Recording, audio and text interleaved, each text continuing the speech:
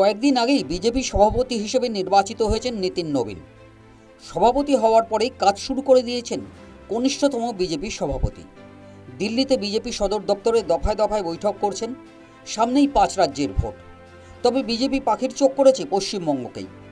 অন্য প্রায় সমস্ত রাজ্যে বিজেপি কখনো না কখনো সরকারে এলেও পশ্চিমবঙ্গ এখনও পর্যন্ত অধরা।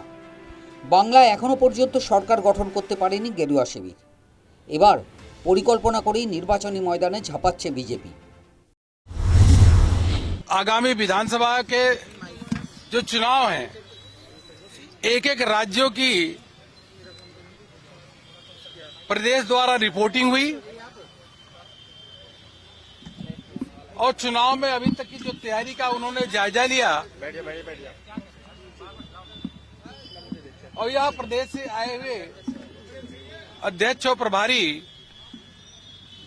इन्होंने जो रिपोर्ट किया वह कह सकते हैं कि भारतीय जनता पार्टी की सरकार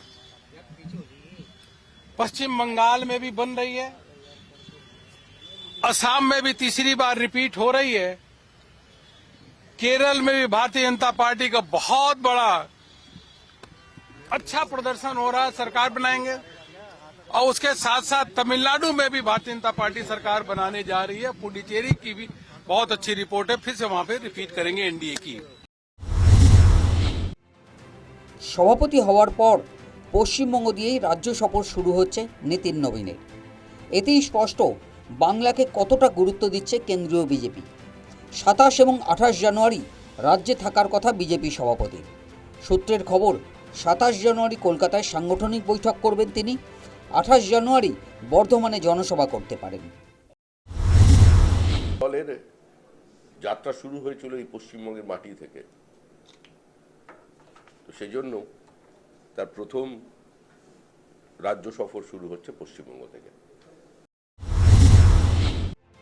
নিতিন নবীনের সফরের 48 ঘন্টার মধ্যেই রাজ্যে আসছেন বিজেপির প্রাক্তন সভাপতি কেন্দ্রীয় স্বরাষ্ট্রমন্ত্রী অমিত শাহ। 30 জানুয়ারি অসম থেকে পশ্চিমবঙ্গে আসবেন অমিত শাহ।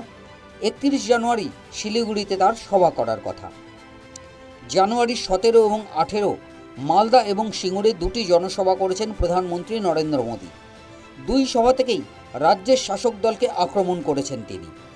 এবার নিতিন নবীন এবং অমিত শাহের জোড়া সভা। বছরের প্রথম মাসেই বেজে গেল ভোটের ঢাক। News time.